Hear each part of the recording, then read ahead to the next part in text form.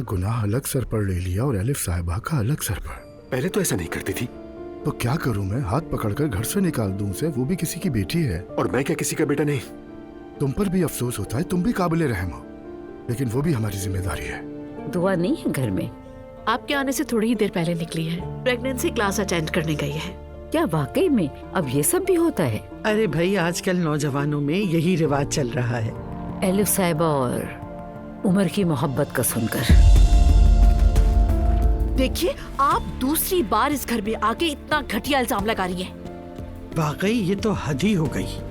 Azhar uncle से बात तो करूं बाबा, पता करूंगा ये एलिफ साहिबा का क्या मामला है। तो क्या आप अपने चचा से सवाल पूछोगे?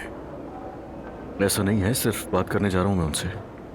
उसकी कोई जरूरत नहीं, मैं उससे बात कर चुका हूँ। काफी शर्मिंदा हो चुका हूँ, अब तुम जाके खुद को शर्मिंदा मत करो। हेलो जैनब, कैसी हो तुम? ठीक रहने की कोशिश कर रही हूँ, थैंक यू सो मच। तुम बताओ कैसे हो? तुमसे दूर हूं तो ठीक नहीं हूं मैं। उमर प्लीज। गुस्सा मत हो, लेकिन सच्चाई यही है। उन्होंने मुझे ही जलील कर दिया और झूठा साबित कर दिया। मुझ पे चढ़ दौड़े। मेरा तो मुंह ही नहीं खुला उन लोगों के सामने।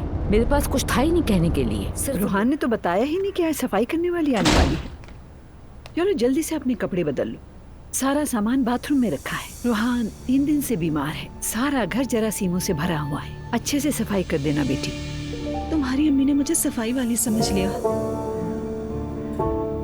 क्या?